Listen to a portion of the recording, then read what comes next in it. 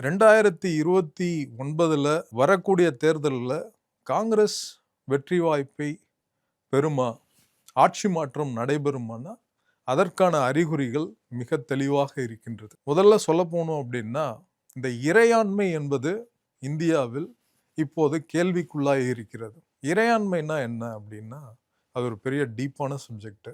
முதல்ல ஹோப்ஸின் வழியில் சமீபத்தில் நடந்த ஜந்தர் மந்தரில் நடந்த மாணவர்களின் போராட்டம், டெல்லியில் நடந்த மாணவர்களின் போராட்டம், பீகாரில் ஒரு மாணவர் போராட்டத்தில் ஒரு போலீஸ்மேன் வந்து AK-47 எடுத்து ஃபயர் பண்ணிட்டு ஓடுறாரு. அவர் இப்போ சஸ்பெண்ட் பண்ணியிருக்காங்க. ஆனால் இதெல்லாம் எதை குறிக்கிறது, எந்த வகையில் இவையெல்லாம் ஆட்சி மாற்றத்தை நோக்கி செல்கிறது அப்படின்னு நம்ம வந்து கவனிக்கணும். இப்போ ஒரு அரசாங்கத்திற்கு காவல்துறையை பயன்படுத்துவதற்கு உரிமை இருக்கிறதான்னா இருக்கிறது. அந்த உரிமையை தந்திருப்பது மக்கள். எதற்காக தந்திருக்காங்க அப்படின்றது தான் இங்கே அடிப்படை. அதற்கு ஹோப்ஸ் என்ன சொல்றாருன்னா, அரசாங்கம் இல்லைன்னா என்ன ஆகும் அப்படின்றத யோசிச்சு பார்க்கும்போது, life is poor, short, nasty, brutish, சாலிட்ரின்றார். ஒரு தனிமையான, இரக்கமற்ற, வறுமையான வாழ்க்கையை தான் மக்கள் வாழ முடியும். வயலண்ட்டாக இருக்கும். அரசாங்கம் இல்லைன்னா, அரசாங்க அமைப்பு இல்லைன்னா, மக்களுக்கு நடக்கின்ற அநியாயங்களை தட்டி கேட்பதற்கு அதிகாரம் இல்லை அப்படின்னா, நீதியை காப்பாற்ற அதிகாரம் இல்லைன்னா, நீதியை நிலைநிறுத்துவதற்கான அதிகாரம் இல்லைன்னா, மக்களிடையே இருக்கின்ற வன்முறையை யாராலும் கட்டுப்படுத்த முடியாது. அதனால் எப்பயுமே ஒரு அரசாங்கன்ற அமைப்பு தேவை. அந்த அமைப்புக்கு இறையாண்மைன்ற அதிகாரமும் நம்ம தரணும். அந்த இறையாண்மை மக்களை பாதுகாக்கும் அப்படின்றது இது ஒரு யதார்த்தமான நிலைப்பாடு. இப்போ இந்த நிலைப்பாடு எந்த அளவுக்கு இந்தியாவில் கேள்விக்கு உள்ளாகி இருக்கின்றது? இத்தகைய நிலைப்பாடு இந்திய அரசாங்கமும் மக்களால் ஏற்படுத்தப்பட்டிருக்கிறது. இந்திய இறையாண்மையும், இந்தியாவில் இருக்கின்ற இறையாண்மையும் மக்கள் ஏற்படுத்திய இறையாண்மை தான். அந்த இறையாண்மைக்கு இருக்கின்ற அதிகாரங்கள் அளவிலடங்காதவை. அந்த அளவிலடங்காத அதிகாரத்தை நாம் கொடுத்திருப்பதற்கு எதற்காக என்றால், மக்களிடையே நிலவும் வன்முறை போக்குகளையும், மக்களிடையே நிலவும் அநீதிகளையும், மக்களிடையே நிலவும் ஏற்றத்தாழ்வுகளையும் நாம் களைய வேண்டும் என்பதற்காக, மக்களிடையே இருக்கின்ற பிரச்சனைகளை அரசாங்கம் வந்து தீர்த்து வைப்பதற்கான அதிகாரத்தை அரசாங்கத்திடம் தந்திருக்கின்றோம். அவையே இறையாண்மை. இன்னும் ரொம்ப தெளிவாக எல்லாருக்கும் புரிகிற மாதிரி சொல்லணும் அப்படின்னா, இந்தியாவுடைய ஏற்றத்தாழ்வு அப்படின்றது வந்து நீங்கள் எல்லா இடத்துலையும் வந்து என்னென்னா உணரக்கூடிய ஒன்றாக தான் இன்னைக்கு இருக்குது. அதில் நம்ம வந்து என்னென்னா வெல்த்துன்னு எடுத்துக்கிட்டோம்னா, ஏற்றத்தாழ்வு பல வகைப்பட்டது. அரசியலில் ஏற்றத்தாழ்வு இருக்குது, பொருளாதாரத்தில் ஏற்றத்தாழ்வு இருக்குது, சமூகத்தில் ஏற்றத்தாழ்வு இருக்குது. இப்போ அம்பேத்கர் கூட வந்து இந்தியாவை பற்றி சொல்லணும் அப்படின்றப்ப, இந்தியாவில் ஜனநாயகம் வந்துருச்சு, இந்தியாவில் தெர் இஸ் பொலிட்டிக்கல் டெமோக்ரஸி, எல்லாருக்கும் ஒருத்தருக்கும் ஒரு ஓட்டு கொடுத்துட்டோம்.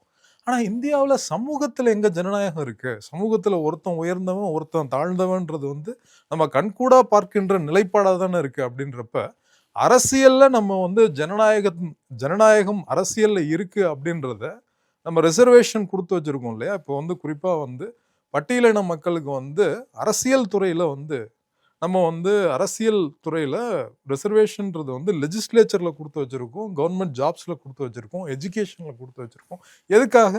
சமூக ஏற்றத்தாழ்வு இருக்கு. அந்த ஏற்றத்தாழ்வு வந்து அரசியல்லையும் பிரதிபலிக்கும். அந்த ஏற்றத்தாழ்வை களைய வேண்டும் அப்படின்ற காரணத்துக்காக நம்ம வந்து இடஒதுக்கீடு கொடுத்து, ரிசர்வேஷன் கொடுத்து அவர்களுடைய உரிமையை பாதுகாக்கின்றோம். அது மாதிரி பொருளாதார ஏற்றத்தாழ்வுகள் இருக்கு. இப்போ பொருளாதார ஏற்றத்தாழ்வுகளுக்கு என்ன பண்றதுன்னு யோசிக்கிறப்ப, நேரு போன்ற தலைவர்கள் இந்தியாவில் வந்து நம்ம வந்து ஒரு வகையான மார்க்கெட் சந்தை பொருளாதாரத்தையும் எடுத்துக்க முடியாது முழுசா, அது மாதிரி சோசியலிச பொருளாதாரத்தையும் எடுத்துக்க முடியாது. இரண்டும் கலந்த முதலாளிகளும் தொழிலாளர்களும் சேர்ந்த ஒரு கலவை பொருளாதாரமாக இந்தியா இருக்க வேண்டும். அப்படிதான் இந்தியாவில் எல்லாருக்குமான ஏற்றத்தாழ்வை நாம் களைய முடியும்ன்ற பொருளாதார வல்லுநர்கள், பொருளாதார மேதைகள், பொருளாதார சட்டங்களை வடிவமைக்கின்ற அரசியல் தலைவர்கள்லாம் இருக்காங்க.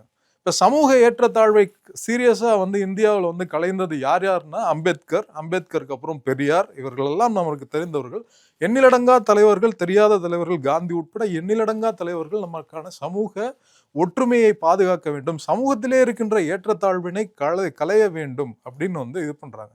ஆனா இந்த ஏற்றத்தாழ்வுக்கான அமைப்பு ரீதியான ஏற்பாடுகள் தான் இவையே ஒழிய, இந்த ஏற்றத்தாழ்வுகள் என்பது என்றைக்கும் நீடித்த நிலைத்த தன்மையை மனித சமூகத்திலிடையே வைத்திருக்கக்கூடிய ஒரு தன்மையுடையது. இந்த ஏற்றத்தாழ்வை முழுமையாக நான் கலைந்து விடுவேன் என்று எந்த நாட்டிலுமே சொல்ல முடியாத நிலை. அதுவும் இந்தியாவில் இந்த ஏற்றத்தாழ்வு இன்றைக்கு மிகப்பெரிய அளவில் இருக்கின்றது. மிகப்பெரிய அளவில் இருக்கின்றதுன்னா மறுபடியும் எம்மராத டைலாக் தான். பாலு சொன்னான், மேலை நாட்டு தொழிலாளர்கள் அப்படி வாழ்கிறார்கள், இப்படி வாழ்கிறார்கள் என்று. மேலை நாட்டு தொழிலாளர்கள் அமெரிக்காவிலும் ஐரோப்பாவிலும் பிறந்தவர்கள், அவர்களுடைய தலைவிதி அப்படி. நீங்கள் இந்த நாட்டிலே பிறந்து விட்டீர்கள், உங்களுடைய தலைவிதி இப்படி அப்படின்னுவாரு. ஸோ இப்போ அதுக்காக தான் நம்ம வந்து என்னன்னா மேலை நாட்டு தத்துவ ஞானியான ஹோப்ஸை எடுத்து, அந்த ஹோப்ஸ் என்ன சொல்றாரு, இங்க இருக்கின்ற அரசியல் தத்துவத்திற்கு, நவீன உலகின் அரசியல் தத்துவத்திற்கான தந்தையே வந்து ஹோப்ஸ்ன்னு சொல்லுவாங்க. Father of modern political philosophy அப்படின்வாங்க. நம்ம பிசிக்ஸ் கெமிஸ்ட்ரினா ஆல்பர்ட் ஐன்ஸ்டைன், ஐசக் நியூட்டன் எல்லாரையும் நம்மளுக்கு தெரியும். ஆனால் வந்து பொலிட்டிக்கல் சயின்ஸ் ஹிஸ்ட்ரினா வந்து அந்த அளவுக்கு எந்த அளவுக்கு வந்து அதே வகையில் சயின்டிஃபிக் இன்வென்ஷன்ல எந்த அளவுக்கு வந்து மேற்கத்திய சமூகங்கள் உயர்வானதோ அதே வகையில் சமூக அறிவியலும் அவங்க உயர்வான கருத்துக்களை எல்லாம் வச்சிருந்தாங்க, அதற்காக போராடினாங்க. உங்களுக்கு வரலாறுல ஏகப்பட்ட நீண்ட நெடிய வரலாறுல நம்மை விட பல மடங்கு முன்தங்கி இருக்காங்க. ஸோ இப்போ அந்த நிலையில தான் நம்ம வந்து என்னன்னா அந்த கருத்துக்களை எடுக்கிறோம். இப்போ இந்த இறையாண்மை அப்படின்றது எதுக்குன்னா, இந்த ஏற்றத்தாழ்வுகளை அகற்றுவதற்கான அதிகாரத்தை அமைக்கின்ற ஒரு அமைப்பு, ஒரு என்னன்னா ஒரு ஏற்பாடு தான் இறையாண்மை அப்படின்ற தத்துவ அமைப்பு. இப்போ ஒருத்தரும் வந்து என்னன்னா அரசாங்கத்தை நோக்கி கையெடுத்து கும்பிடுவாங்க. நம்ம விஜயகாந்த் வந்து கேப்டன் விஜயகாந்த் சொல்ற மாதிரி இந்த நாட்டில் வந்து அடிக்கிறதுக்கான அதிகாரத்தை அப்பாவுக்கு அப்புறம் போலீஸுக்கு தந்திருக்காங்கன்னு ஒரு படத்தில் சொல்லுவார். டாக்டரை வந்து ஏன் கையெடுத்து கும்பிடுறாங்கன்னு சொல்லுவார். அது மாதிரி அரசாங்கத்தை வந்து மக்கள் வந்து கையெடுத்து கும்பிடுவாங்க. அரசாங்கத்தின் மீது நம்பிக்கையை மக்கள் வந்து அந்த அளவுக்கு வந்து எந்த அளவுக்கு வைத்திருப்பார்கள் அப்படின்னா, அரசாங்கம் தான் தன்னுடைய ஏற்றத்தாழ்வுக்கான நிரந்தர தீர்வை வைத்திருக்கின்ற ஒரே அமைப்பு. அதனாலதான் என்னதான் அரசியல்வாதிகளை நீங்க தவறா பேசினாலும், என்னதான் வந்து அரசியல் தலைவர்களை வந்து என்னன்னா தவறா வந்து பத்திரிகையில படிச்சாலும், அரசியல் அப்படின்றத என்னைக்கும் சமூகத்திலிருந்து மக்களுடைய மனதிலிருந்து கண்டிப்பாக பிரிக்கவே முடியாது. இந்த இடத்தில் சமீபத்தில் டெல்லியில் நடந்த போராட்டம் என்பது இந்த இறையாண்மை அமைப்பிற்கான, நம்ம இறையாண்மையில இந்த அதிகாரம் வந்து நம்ம வந்து அதாவது வந்து இந்த பிரச்சனைகள்லாம் நீங்க தீர்ப்பீங்க அப்படின்ற நம்பிக்கையில நம்ம கொடுத்த ஒரு அதிகாரம் இருக்கு இல்லையா, அந்த அதிகாரம் வந்து என்னன்னா இன்னைக்கு வந்து பாஜக வந்து மிகப்பெரிய கேள்வியை ஏற்படுத்திருச்சு. என்ன காரணம் அப்படின்னா, இந்த வினாத்தாள் கேள்வித்தாள் கசிவு என்பது இது வந்து சமூக ஒப்பந்தத்திற்கு அதன் மீதான தொடுக்கப்பட்ட போர். ஒரு கனவு அப்படின்னா, ஒரு மருத்துவம் படிக்கின்ற கனவு, என்ஜினியரிங் கனவு அப்படின்னா, அது வந்து ஒரு அதிகாரத்திற்கான கனவு மட்டுமல்ல, பொருளாதார அடிப்படைக்கான கனவு, ஏற்றத்தாழ்வுகளுக்கிலிருந்து விடுபடக்கூடிய கனவு. இதில் ஒரு நேர்மை இருக்க வேண்டும். இதில் ஒரு நேர்மையான அமைப்பு இருந்தால் மட்டும்தான் எளிய மக்கள் முன்னுக்கு வர முடியும் என்பதை பெரும்பான்மையான மக்கள் நம்புகிறார்கள். இன்னைக்கு வரைக்கும் ஒரு சாதாரண விவசாய குடும்பத்தில், இந்தியா வந்து ஒரு பெரிய விவசாய நாடு, இந்த நாட்டிலே நமக்கு இருக்கின்ற ஒரே நம்பிக்கை, அந்த மக்களுக்கு இருக்கின்ற நம்பிக்கை, நம்முடைய பிள்ளைகள் டாக்டராகவோ என்ஜினியராகவோ இல்லை ஐஏஎஸ் ஆஃபீஸராகவோ வருவாங்கன்றது தான். அந்த நம்பிக்கையிலே நம்ம வந்து என்னன்னா சமரசம் செய்து விட்டால், அங்கே வந்து கரப்ஷன் பண்ணா, அங்கே ஊழல் செய்தால் அது எதனுடைய பிரச்சனை என்பது மக்களுடைய நம்பகத்தன்மையின் மீதான பிரச்சனை. அரசாங்கத்தை மக்கள் நம்புவதற்கான ஒரு அடிப்படை நம்பிக்கையின் மீது தொடுக்கப்பட்ட போர். இப்ப இந்த நாட்டில் வந்து கிட்டத்தட்ட வந்து 74 கோடி பேர் இளைஞர்கள் இருக்காங்க. மாணவர்களோட பாப்புலேஷன்ன்றது, மக்கள் தொகை என்பது மிகப்பெரிய தொகை இந்தியாவை பொறுத்தவரை. இப்ப இந்த அடிப்படையில் வந்து இந்த ஜனநாயகத்தை இந்த இடத்துல வந்து அரசாங்கம் எப்படி கட்டுக்கோப்பா இதை வைத்திருக்கு அப்படின்னா, நீங்க வந்து ஒரு அரசியல் கட்சியா இருந்தாலும் சரி, எந்த அரசியல் கட்சியா இருந்தாலும் எளியவர்களுக்கு சீட்டு கொடுப்பாங்க. காங்கிரஸ் கட்சி காமராஜர் காலத்திலிருந்து, காமராஜர் சுதந்திர போராட்டத்தில் மிக நீண்ட காலம் வந்து சிறையில் இருந்தவர், மிக நீண்ட காலம் சிறையில் இருந்த தியாகிகள் மத்தியில் வளர்ந்த தலைவர் அவர். அன்றையிலிருந்து காங்கிரஸ் கட்சி இன்று வரை ஒரு கொள்கையை தன்னிடத்தை வைத்திருக்கிறது, எளிமையானவர்களுக்கு சீட்டு வழங்குதல். இன்னைக்கு கூட பார்த்தீங்கன்னா தமிழ்நாட்டை பொறுத்த வரைக்கும் எடுத்துக்கிங்களா, 2 மாநிலங்களவை உறுப்பினர்கள் இருக்காங்க. மிக சமீபத்தில் கிறிஸ்டபர் சார் ஒருத்தர், அதுக்கப்புறம் ரீசெண்டாக மிஸ்டர் பிரவீன் சக்கரவர்த்தி, இவங்க 2 பேருமே ராஜ்யசபா மெம்பர்ஸ்.